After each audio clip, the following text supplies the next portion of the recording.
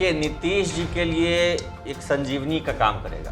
उनका जो एक जनाधार 2020 में सब लोगों ने देखा था कि खिसक गया था और सीटों में काफ़ी गिरावट आई। वादा जरूर तेजस्वी जी ने किया था, लेकिन आज तेजस्वी जी नेपथ्य में चले गए। पूरी बहाली प्रक्रिया में देखिए ना, विभाग है राजद का, मंत्री हैं राजद के और घोषणा भी था राजद का, लेकिन इस पूरी बहाली प्रक्रिया में राजद कहाँ है, कौन है? सारा कंट्रोल के पाठक के बहाने डायरेक्ट नीतीश जी के। छात्र हैं जो बेरोजगार थे, उनके बीच क्या संदेश है कि बहाली हमारे नीतीश जी करा रहे हैं, के पाठक जी और अतुल प्रसाद जी के दिशा निर्देश में बहाली हो रही है। कहीं पे भी तेजस्वी जी और उनके जो मंत्री हैं उनका हम लोगों ने कहाँ विरोध किया है कि फर्जी शिक्षकों का आप कार्रवाई मत कीजिए, लेकिन हाँ, उसको बहाना नहीं बनाया जाए कि फर्जी शिक्षक हैं, फोल्डर नहीं मिला था, हम राजकर्मी नहीं देंगे।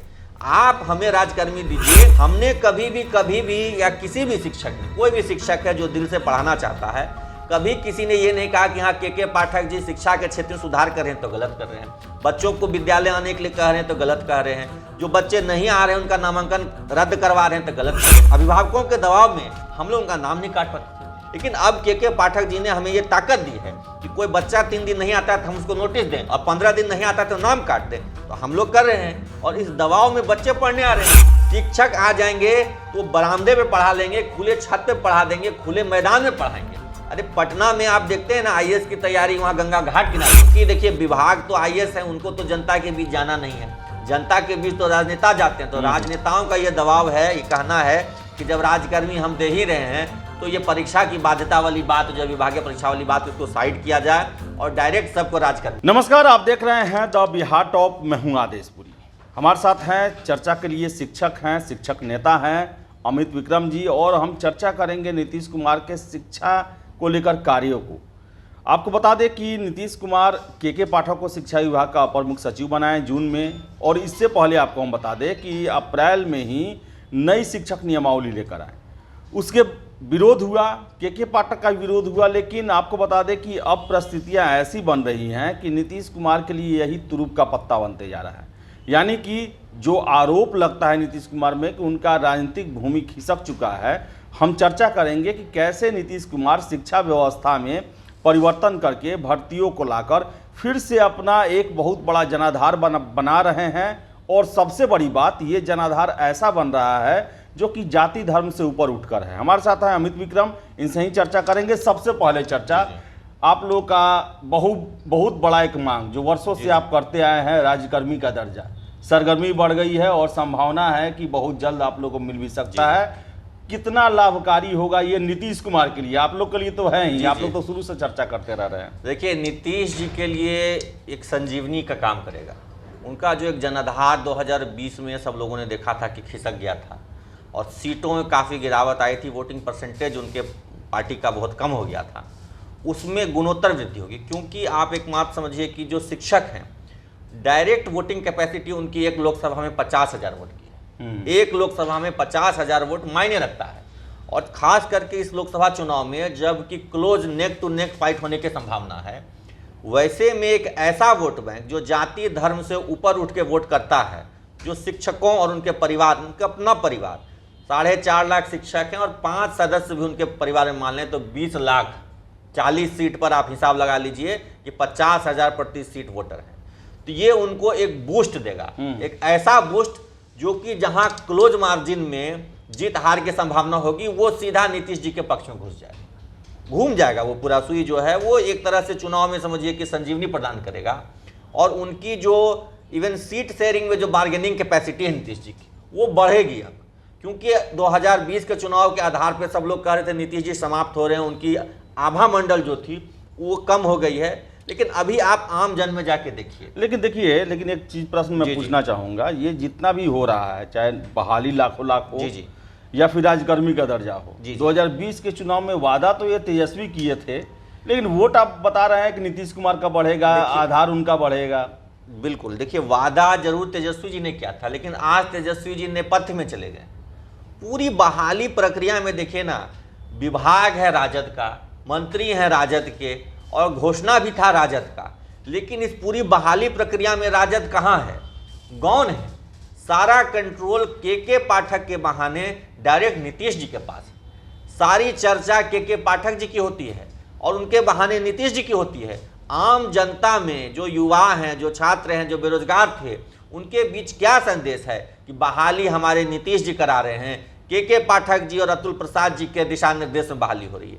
कहीं पे भी तेजस्वी जी और उनके जो मंत्री हैं उनका नाम नहीं है।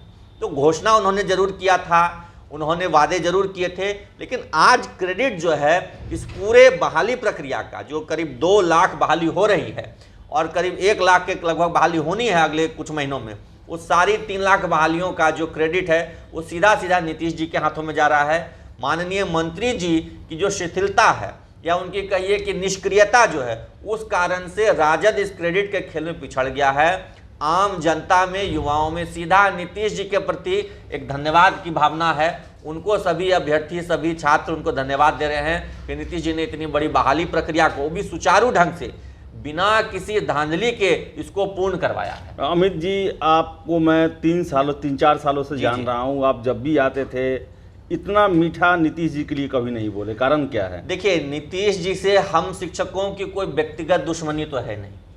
ये भी सत्य है कि नीतीश जी ने ही इतनी बड़ी संख्या में आज तक शिक्षकों की बहाली की। नीतीश जी से पहले बिहार के विद्यालयों में शिक्षक नहीं थे और उस समय की जो परिस्थितियां थी उस हिसाब से उन्होंने काम किया। और ठीक है, शिक्षा मित्र पहले से बहाल थे, उनको नियोजित किया, फिर टीटी की परीक्षा की, फिर उसके बाद एक पे स्केल दिया। तो संघर्ष हमारा लगातार चलता रहा और राज्यकर्मी का मांग के लिए हम लोग हमेशा लड़ते थे। हमारी लड़ाई जो थी वो मुद्दा आधारित थी, पॉइंट टू पॉइंट हमारी बात थी कि भाई हमें राज्यकर्मी का दर्जा दे दिया जाए, और इसी को लेकर के हम इतने वर्षों से संघर्ष कर रहे थे। और आज जब वो संघर्ष राज्यकर्मी का दर्जा मिल जाएगा अमित जी, तो क्या आप तेजस्वी यादव को वोट करेंगे और आपका शिक्षक समुदाय करेगा? बिल्कुल। बिहार के 6.5 लाख, मतलब 4.5 तो हैं ही, और 2 लाख जो आ रहे हैं, सब एकजुट हो करके जाति, धर्म, पार्टी सब लाइन तोड़ करके वर्तमान सरकार के पक्ष में आगामी चुनाव में वोट करेंगे और उनके परिवारजन भी वोट करेंगे। और अब तो मैं बता रहा हूं कि जो आम जनता है, क्योंकि विद्यालयों में जो शिक्षकों की कमी है, खास करके हाई स्कूल में, वो जब दूर हो जाएगी और वहां जब अच्छी शिक्षा मिलने लगेगी, आम जनता का भी झुकाव वापस नीतीश जी की तरफ होगा। के पाठक के कार्रवाई को आप कैसा मान रहे हैं? आप ही लोग के द्वारा शुरू में काफी विरोध भी हुआ, छुट्टियों को लेकर, इतनी कड़ाई को लेकर। अब क्या स्थिति है? और आपके पास तो गार्जियन भी आते होंगे, उनका क्या रिव्यू है? देखिए, के पाठक जी का भी मैं कह रहा हूं कि किसी से कोई हमारे पदाधिकारी हैं या सत्ता में जो लोग बैठे हैं, हमारा कोई उनसे राजनीतिक मतभेद या किसी अन्य मुद्दे पर तो मतभेद है नहीं। समस्याओं को लेकर के मतभेद होता है। जैसे हमारी छुट्टियां काटी गई, उससे विरोध था और हमने सभी संघों के साथ मिलकर के बैठक की और उसका खुला विरोध किया, लेकिन अगले ही दिन वो वापस हो गया। तो जब वो वापस हो गया तो फिर हमारी जो नाराजगी थी वो दूर हो गई।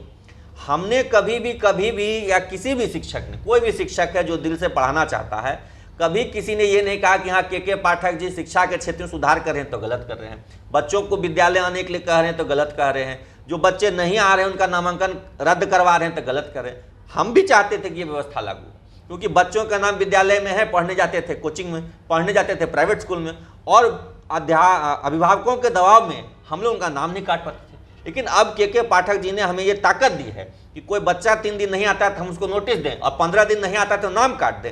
तो हम लोग कर रहे हैं और इस दबाव में बच्चे पढ़ने आ रहे हैं, तो हम लोग भी अपना उनको बेहतर योगदान दे पा रहे हैं उनके शिक्षा में। तो ये पूरा एक सर्कल कहिए कि जो लूप होल्स थे उसको ठीक किया जा रहा है, और इसमें हम लोग, पाठक जी हो चाहे सरकार हो, सबके साथ हैं हम लोग। मजा आ रहा है स्कूल में, छात्र आ रहे हैं? बिल्कुल बिल्कुल। देखिए, एक शिक्षक का मन विद्यालय में तभी लगता है जब छात्र आए। आप बहुत बड़ी बिल्डिंग बना दीजिए, बहुत ऊंचा भवन बना दीजिए, बहुत अच्छे कमरे बना दीजिए, लेकिन जब वहां पढ़ने के लिए छात्र नहीं आएंगे तो शिक्षकों का भी दिल नहीं लगता है विद्यालय में। आखिरकार उनके अंदर भी तो ये भावना है कि हम बच्चों को, आने वाली पीढ़ी जो है उसको कुछ दें, सकारात्मक ज्ञान दें। और अब वो बच्चे विद्यालय में आ रहे हैं। जो बच्चे कल तक कोचिंग इंस्टीट्यूट में लाइन लगाते थे, वो आज सरकारी स्कूलों में लाइन लगा रहे हैं। वो भीड़ देखिए सरकारी स्कूलों में, खास करके हाई स्कूल में, और खुशी की बात है। ठीक है, कहीं कहीं लेकिन बहुत जगह बातें आ रही हैं कि जगह नहीं है, शिक्षक नहीं है, वैशाली का ही मामला आया, तो इंफ्रास्ट्रक्चर को लेकर काफ़ी प्रॉब्लम है। देखिए, सबसे बड़ा प्रॉब्लम शिक्षकों की कमी। हम लोग बार बार इसको भी लेकर के कहते हैं कि आप व्यवस्था दुरुस्त करने निकले हैं तो कमी को दूर कीजिए, जो शिक्षकों की कमी है। जहां मैन पावर होगा वहां पर इंफ्रास्ट्रक्चर बहुत बड़ा फैक्टर नहीं होता है। बच्चे आज से सालों पहले से भी दरी पर भी बैठ के पढ़ने में किसी को परहेज नहीं है, बोरा पे भी बिछा करके पढ़ने में किसी को परहेज नहीं है। हाँ, लेकिन पढ़ाने के लिए शिक्षक होने चाहिए, सभी विषय के शिक्षक होने चाहिए। वो जब हो जाएगा तो इंफ्रास्ट्रक्चर बहुत बड़ा इशू नहीं है। अधिकांश विद्यालयों में इंफ्रास्ट्रक्चर बेहतर है। जहां कमी है उसके लिए भी प्रीफैब स्ट्रक्चर और भवन निर्माण के लिए राशि आवंटित की जा रही है, लेकिन वो उतना बड़ा फैक्टर नहीं हो पाएगा। शिक्षक आ जाएंगे तो बरामदे पे पढ़ा लेंगे, खुले छत पे पढ़ा देंगे, खुले मैदान में पढ़ाएंगे। अरे पटना में आप देखते हैं ना, आईएएस की तैयारी वहां गंगा घाट किनारे होती है, जाते हैं लोग कोचिंग इंस्टीट्यूट में, एक एक कमरे में हजारों छात्र बैठ करके पढ़ते हैं। क्या इंफ्रास्ट्रक्चर है वहां पर, लेकिन पढ़ रहे हैं क्योंकि वहां ज्ञान मिल रहा है। तो वही जब ज्ञान सरकारी विद्यालयों में मिलेंगे, सभी विषय के शिक्षक मिलेंगे, तो इंफ्रास्ट्रक्चर बहुत मायने नहीं रखेगा। और इंफ्रास्ट्रक्चर जहां जहां कमी है वहां पे भी सरकार सुधार कर रही है। तो ओवरऑल मिला करके मैन पावर प्लस इंफ्रास्ट्रक्चर दोनों कमी दूर हो जाएगी आने वाले कुछ महीनों में। और जनता के बीच इस बात का बहुत सकारात्मक संदेश जा रहा है, बच्चों के बीच बहुत सकारात्मक संदेश जा रहा है। और हम शिक्षक भी जब राज्यकर्मी बन जाएंगे तो हम भी पूरी ऊर्जा लगा करके गुणवत्तापूर्ण शिक्षा देने में अपना 100% योगदान देंगे। लेकिन राज्यकर्मी के दर्जा में एक बात आ रहा है कि निगरानी विभाग का जांच चल रहा है और लगभग 70,000 से अधिक शिक्षकों के फोल्डर मिले नहीं हैं जी। तो ऐसा पता चल रहा है कि कानूनी कुछ पछड़ा पड़ सकता है, क्या लग रहा है आपको? देखिए, जो भी शिक्षक 2-4% कहीं फर्जी पाए जाते हैं, सरकार उनको चिन्हित करके जल्द से जल्द कार्रवाई करे। हम शिक्षकों का पूरा सहयोग है उसमें, सभी शिक्षक संघों का सहयोग है और आम शिक्षकों का भी सहयोग है। हम भी नहीं चाहते कि हमारे बीच कोई गलत तरीके से आया है, कोई फर्जी है तो उसको सरकार सेवा में रखे, उसको सरकार सेवा मुक्त करे। लेकिन वो बहाना नहीं बनाए कि हम फर्जी शिक्षक हैं या फोल्डर नहीं मिल रहे हैं इस वजह से। अगर मेधा सूची नहीं मिल रही है तो मेधा सूची को संरक्षित रखने के लिए जिम्मेदार जो थे, आप उन पर कार्रवाई कीजिए। नियोजन इकाई के सचिव की जिम्मेदारी थी कि मेधा सूची को संरक्षित रखें। गड़बड़ी अगर नियोजन इकाई ने की है तो नियोजन इकाई के तत्कालीन सचिव और अध्यक्ष यानी कि पंचायत सचिव और मुखिया जो होंगे, आप उन पर कार्रवाई कीजिए, आप उनको जेल भेजिए ना। हम तो अपना सर्टिफिकेट, एक लिंक निकला था अपलोड करने के लिए, सभी शिक्षकों ने अपलोड कर दिया, जिनका जिनका नहीं था लिस्ट में नाम आया हमने अपलोड कर दिया। लेकिन अब मांगते हैं हमसे मेधा सूची, तो मेधा सूची संरक्षित रखना हमारा काम नहीं है, नियोजन इकाई का है। नियोजन इकाई के सचिव ऑथराइज्ड पर्सन है उस सूची को रखने के लिए, वो दें। नहीं देते तो सरकार कार्रवाई करे ना, निगरानी कार्रवाई करे, उनको जेल भेजे। हम लोगों ने कहाँ विरोध किया है कि फर्जी शिक्षकों का आप कार्रवाई मत कीजिए, लेकिन हाँ, उसको बहाना नहीं बनाया जाए कि फर्जी शिक्षक हैं, फोल्डर नहीं मिला था हम राजकर्मी नहीं देंगे। आप हमें राजकर्मी दीजिए, जो निगरानी उगरानी का मामला आप अपने स्तर से देखिए, कार्रवाई कीजिए, 14 दिन में कार्रवाई कर दीजिए। सूची आपके पास है, कौन सा नियोजन इकाई है, कीजिए FIR, सब सचिव को जेल में डाल दीजिए, पंचायत सचिव से पूछिए, दीजिए उसको सजा। हम कहाँ उसका विरोध कर रहे हैं, लेकिन उसके लिए शिक्षक कब तक चांस है आप लोगों को मिले? आप लोग के शिक्षक जो वर्ग हैं उनमें कब तक ये खबरें आई हैं कि आप लोग को राजकर्मी का दर्जा? देखिए, हम लोगों को विभिन्न स्रोत से और खास करके जो राजनीतिक दल के, सत्ताधारी राजनीतिक दल के वरिष्ठ नेता हैं, मंत्री हैं, उनका कहना है कि दुर्गा पूजा से पूर्व किसी भी दिन घोषणा हो सकती है। आज हो जाए, कल हो जाए, अगले सप्ताह हो जाए कि 10 दिन बाद हो जाए। परीक्षा की बातें चल रही हैं। देखिए, परीक्षा का प्रस्ताव विभाग ने दिया था कि विभागीय परीक्षा ली जानी चाहिए, लेकिन राजनीतिक दलों का यह दबाव है कि परीक्षा नहीं ली जाए, क्योंकि शिक्षक संघों की मांग रही है कि बिना शर्त राजकर्मी दिया जाए। और चूंकि देखिए, विभाग तो IAS है, उनको तो जनता के बीच जाना नहीं है, जनता के बीच तो राजनेता जाते हैं। तो राजनेताओं का यह दबाव है, ये कहना है कि जब राजकर्मी हम दे ही रहे हैं तो ये परीक्षा की बाध्यता वाली बात, जो विभागीय परीक्षा वाली बात, उसको साइड किया जाए और डायरेक्ट सबको राजकर्मी दे दिया जाए। अच्छा, ये बताइएगा, एक मैं शिक्षकों बीच में जा रहा था तो एक बातें आ रही थी कि BPSC से बहाल होंगे, उनका दूसरा एक कद होगा, दूसरा एक उनका एक कहा था ना कि थोड़ा भाव होना जो है अलग होगा। अब अगर राजकर्मी मिल जाएगा तो क्या अंतर रहेगा और सैलरी में आप लोगों को क्या अंतर पड़ेगा? देखिए, जो BPSC से बहाल होकर हमारे छोटे भाई बंधु आ रहे हैं और जो हम लोग पूर्व से कार्यरत हैं, सब एक साथ एक समान रहेंगे। जिसकी मान लीजिए अनुभव ज़्यादा है, हमारा अगर इंक्रीमेंट 6-7 इंक्रीमेंट हमें मिला हुआ है पूर्व से, तो वो वेतन संरक्षण के कारण हमारा वेतन ऑब्वियसली उनसे ज़्यादा होगा, वेतन संरक्षण का लाभ हमें मिलेगा। तो पद समान रहेगा, पद में कोई भिन्नता नहीं रहेगी। और पूर्व में भी ऐसा हुआ था, जगन्नाथ मिश्रा जी के समय में भी, जब निजी विद्यालय, निजी तौर पर जो सहायता प्रदान विद्यालय थे, उनके शिक्षकों का अधिग्रहण किया गया और उसके बाद BPSC से भी बहाल हुए, सबका एक साथ एक समान पद था। तो कहीं पद में भिन्नता नहीं होगी, एक जिला संवर्ग होगा, एक समान वेतन भत्ते, सभी एक समान होंगे। हाँ, चूंकि वरीय जो हैं तो उनको वेतन संरक्षण का लाभ मिलेगा, तो उसके कारण उनका मूल वेतन ज़्यादा होगा, तो वो वेतन का डिफरेंस तो एज के कारण होता है। अमित विक्रम जी, आपने एक पहले हमारे साथ वीडियो किया था, उसमें आपने बताया था कि राज्यकर्मी मिलने के बाद क्या क्या आप लोगों को सुविधाएं मिलती जी जी। हैं। तो क्या राज्यकर्मी में वो सुविधा ऐड रहेगा या वो भी चाइनीज सुविधा मिल सकता है? नहीं, देखिए राज्यकर्मी जैसे ही आर्टिकल 309 के अंतर्गत आप एम्प्लॉयज की बहाली कर लेते हैं या उनको सामंजित कर लेते हैं, तो जो सुविधा किसी अन्य राज्यकर्मी को है, चाहे वो किसी विभाग के हो, कृषि विभाग के हो कि गृह विभाग के हो, वो सब सुविधा आपको देना पड़ेगा। उसमें आप ना नुकुर नहीं कर सकते हैं। पे स्केल लेवल आप भले तय कर सकते हैं कि हाँ ये पे स्केल हम देंगे, लेकिन जो अन्य सुविधाएं हैं, जो एडिशनल सर्विसेज हैं, जो एडिशनल बेनिफिट्स हैं, उसमें कोई कटौती नहीं हो सकती। जैसे मैंने कहा था कि मेडिकल फैसिलिटी जो बड़ा विषय होता है शिक्षकों के बीच में, कोई दुर्घटनाग्रस्त हो जाए, कोई गंभीर रूप से बीमार हो जाए, तो राज्य सरकार उनके इलाज का खर्च देती है, तत्काल ना सही, लेकिन जब इलाज पूरा हो जाता है उसके बाद उसको रीइंबर्स किया जाता है, वो सुविधा मिलेगी। हमारे बच्चों को जो केंद्र विद्यालय, नवोदय विद्यालय में एडमिशन एक छूट मिलता है, वो मिलेगा। और जो पेंशन वाली बात है, अभी तो खैर एनपीएस मिल रहा है, वो एनपीएस मिलेगा, और भविष्य में हम लोग जरूर आगे इसके लिए आंदोलन करेंगे कि ओपीएस मिले सबको, तो ओपीएस भी हमें मिलेगा, पुरानी पेंशन योजना का भी लाभ मिलेगा। तो इसमें कहीं से कोई डिफरेंस नहीं रह जाता है। आर्टिकल अभी हम क्या है, आर्टिकल 243 के तहत बहाल है पंचायती राज संस्था या नगर निकाय संस्था में, और सरकार जब हम लोग का सामंजन करेगी तो आर्टिकल 309 के तहत हम एम्प्लॉयज हो जाएंगे, तो उसमें सरकार विभेद नहीं कर सकती है, वहां पे कोई विभेद नहीं चलेगा। वेतन सबका अलग अलग हो, लेकिन जो अतिरिक्त सुविधाएं हैं वो सबको एक समान मिलती हैं, वो हमें भी मिलेंगी। इसके लिए सभी शिक्षक आश्वस्त रहें, कोई चाइनीज, नेपाली, जो भूटानी सुविधा नहीं मिलने जा रही है, सभी को एक समान सुविधा मिलेगी।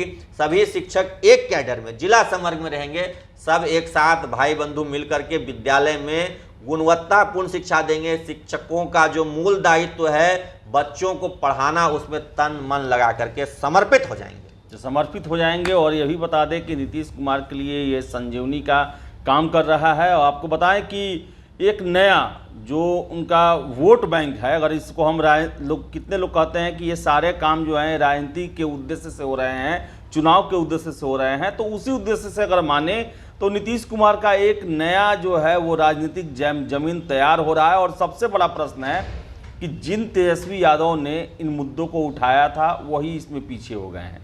यानी कि कहा जाए तो मुद्दे तेजस्वी के थे, लेकिन काम नीतीश कुमार करके जनता के बीच में एक नया अपना छवि बना रहे हैं। और शिक्षा विभाग जो है इसमें सबसे बड़ी भूमिका निभा रहा है।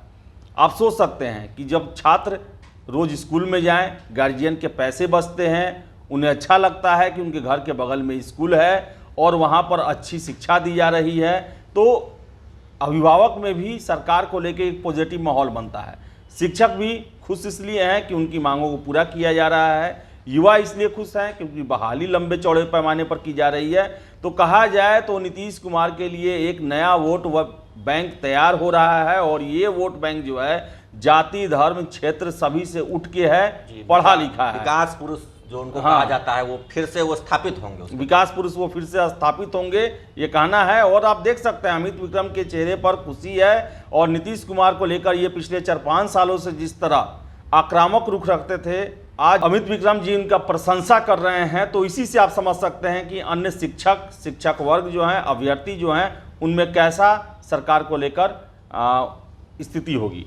तो फिलहाल इस वीडियो में इतना ही। वीडियो पसंद आया लाइक शेयर करें, हमारे चैनल द बिहार टॉप को सब्सक्राइब जरूर कर लें। धन्यवाद।